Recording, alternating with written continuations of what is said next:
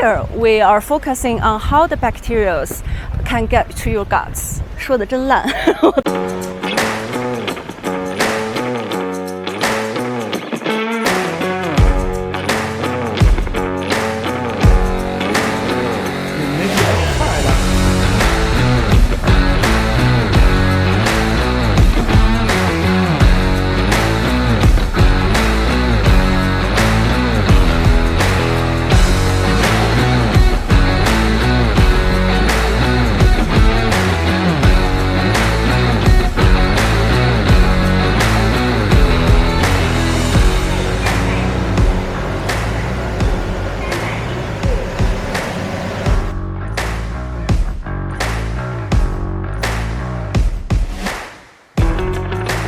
ये मशीन सिर्फ अमरीकी कंपनी की तरफ से मंजूर शुदा है।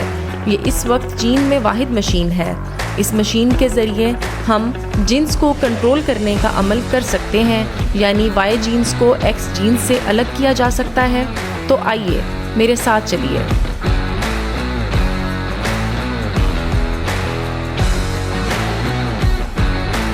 ये लेबॉर्ट्री वाकई कमाल का काम करती है।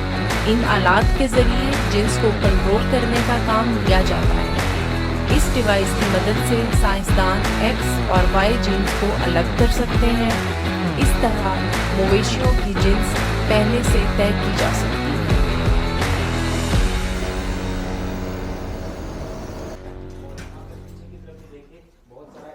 दूध पैदा करने वाली कलोन गायें कहाँ पर हैं? चलिए आपको साइंस फिक्शन डेयरी फार्मिंग का मंजर दिखाते हैं। तो आइए आगे बढ़ते हैं। ये कमरा बेहद कीमती है। जरा सोचें अंदर क्या मौजूद है और एक कंटेनर की कितनी कीमत होगी। हर कंटेनर में 8,000 से 10,000 ट्यूब्स हैं और हर ट्यूब की कीमत 200 युआन है। अब आप खुद ही अंदाजा लगाएं कि कितना महंगा होगा।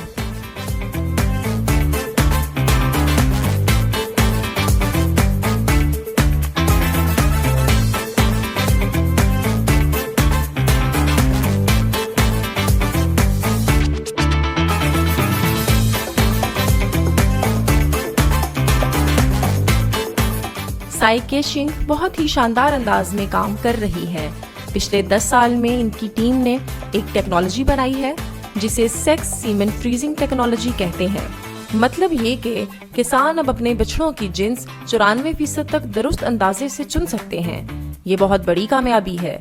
इससे दूध की पैदावार 3 गुना बढ़ गई और अखराजात में 70% कमी आई है। इस तरह से पैदा होने वाली मादा बछड़ियां जब बड़ी होती हैं तो आम गायों के मुकाबले में औसतन सालाना 300 किलो ज्यादा दूध देती हैं। लेकिन कहानी यहाँ खत्म नहीं हुई। साई केशिंग ने एक और जबरदस्त चीज बनाई है जिसे पोटेंशियल इवैल्यूएशन चिप कहते हैं। ये बछड़े के बचपन में ही बता देती है कि वो आगे जाकर कितना दूध देगा, बीमारियां बर्दाश्त करेगा या नहीं और कितनी लंबी और सेहतमंद जिंदगी गुजारेगा। पहले ये सब पता करने में 6 साल लग जाते थे, लेकिन इस चिप से सिर्फ 2 साल में ये काम हो जाता है। ये रिवायती जीनोमिक सीक्वेंसिंग से 4 गुना ज़्यादा तेज़ और कहीं ज़्यादा सस्ती है। यही वजह है कि चीन में ये टेक्नोलॉजी ब्रीडिंग के अमल में इनकलाबी तब्दीलियां ला रही है और फार्म्स को ज़्यादा मुनाफा बख्श और मौसर बना रही है।